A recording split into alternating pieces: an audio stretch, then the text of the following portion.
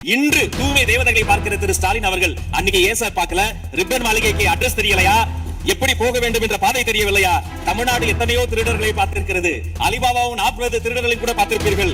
அலிபாபாவும் fuse carrier திருடர்களையும் இப்போதுதான் எங்களுடைய மின்சாரத்துறை அமைச்சர் பார்த்துக் கொண்டிருக்கிறார். தமிழ்நாடு அரசினுடைய பொக்கிஷம் அவர்களை குறித்து மீண்டும் மீண்டும் இப்படி சிறுமைப்படுத்தி பேசியதற்காக மாண்புமிகு பேரவைத் தலைவர்கள் அதை கண்டிக்க வேண்டும். தலைவரை அதுவும் ஒரு குடும்பத்தை மட்டுமே வெறித்தனமாக விளம்பரம் செய்து செய்தி விளம்பரத்துறையின் கஜானாவை துடைத்து வைத்து சென்றிருக்கிறார்கள் என்பதை இந்த மாவட்டத்துக்கு தெரியப்படுத்த நான் கடமைப்பட்டிருக்கிறேன். ஒரு செய்தி விளம்பரத்துறை அமைச்சர் என்ற முறையில் இந்த மாமன்றத்தில் மதிப்பிற்குரிய எதிர்க்கட்சி தலைவர் அவர்கள் சொன்ன சில செய்திகளுக்கு சில வரி விளக்கங்களை உங்கள் மூலமாக வழங்க விரும்புகிறேன்.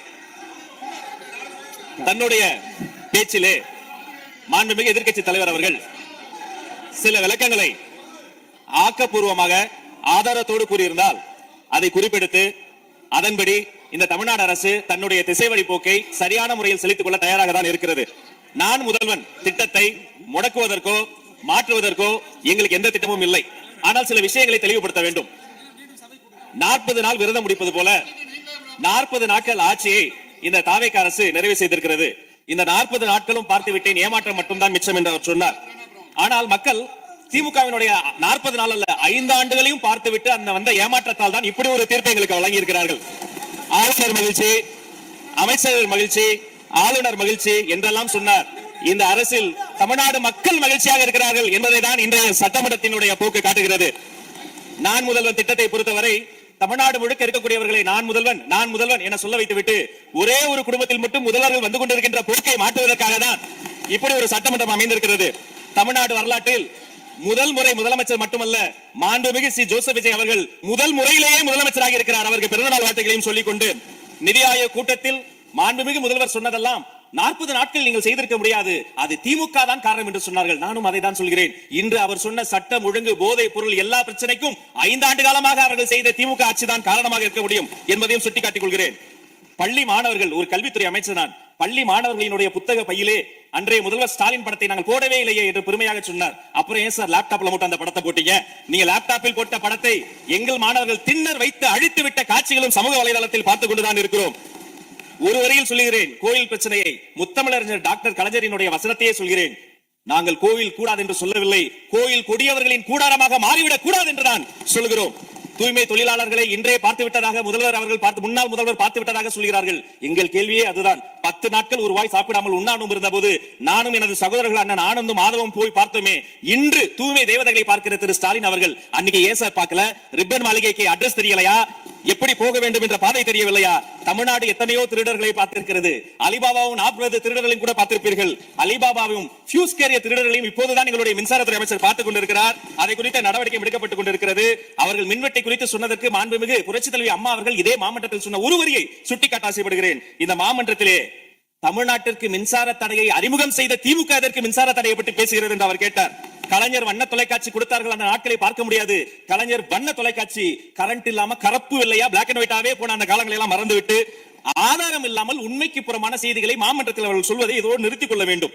நேரலையை குறித்து கேட்டார்கள். எனக்கு ஆச்சரியமாக இருக்கிறது. 3 ஆண்டு காலமாக ஒரு தொழில்நுட்ப கோளாறாக அன்றைய சபாநாயகர் நேரலையை இருட்டடிப்பு செய்து விட்டார். ஆனால் இன்று மாண்புமிகு சபாநாயகர் நேரலையை கொடுத்துக் கொண்டிருக்கிறார். அவருக்கு எங்கள் சார்பாகவும் நன்றியை கூறிக்கொண்டு விவசாயிகளை குறித்து இந்த மாமன்றத்தில் ஒன்று சொல்கிறேன். தமிழ்நாடு வரலாற்றிலேயே விவசாயிகளினுடைய சங்கத்தின் தலைவர்கள் மீது குண்டாஸ் போட்ட ஒரு சர்க்கார் திமுக சர்க்கார். ஆனால் அவர்கள் கண்ணீரை போக்க நாங்கள் போராடி கொண்டிருக்கிறோம். பெருமையோடு சொல்கிறேன், எங்கள் கட்சியினுடைய ஒன்றிய செயலாளர் அரசு பள்ளியில் சென்று ரீல்ஸ் எடுத்ததற்காக நேற்றைய தினம் கட்சியை விட்டு நீக்கிறார் என்னுடைய பொதுச் செயலாளர். சட்டம் ஒழுங்கு பிரச்சனை பற்றி பேசுகிறவர்களுக்கு அண்ணா பல்கலைக்கழகம் நினைவுக்கு வரவில்லையா? அண்ணா நகரில் பெத்த பிள்ளைக்கு கொடுமை நடந்ததற்கு கம்ப்ளைண்ட் கொடுக்க வந்த அப்பா அம்மா மீதை அடித்து துன்புறுத்தியது நினைவுக்கு வரவில்லையா? யார் அந்த மேலிடம் என்று கேட்பவர்களுக்கு யார் அந்த சார் என்பது நினைவுக்கு வரவில்லையா என்பதை உங்கள் மூலமாக நான் கேட்டுக்கொள்கிறேன். இடையில் ஆங்கிலத்தில் ஒரு விஷயம் சொன்னார், to remain silent.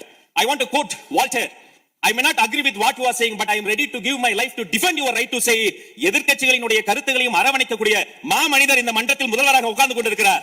ஆக்கப்பூர்வமான விமர்சனங்களை சொல்வீர்கள் என்று பார்த்தால் திரும்ப அரசியல் விமர்சனங்களை மட்டுமே சொல்லிக் கொண்டிருக்கிறீர்கள். இந்த சோஃபா கதையை எண்ணிக்கை விட போகிறார்கள். எங்கள் தலைவர் சினிமாவை விட்டாலும் அவர்கள் அட்லி என்கிறார்கள், புஷ்பா என்கிறார்கள், ஜுராசிக் பார்க் என்பார்கள் போல் இருக்கிறது. நான் ஒன்று சொல்லிக் கொள்கிறேன், அந்த சோஃபா அவர்கள் வாங்கியது, அவர்களினுடைய வசதி கருத்து வாங்கியது.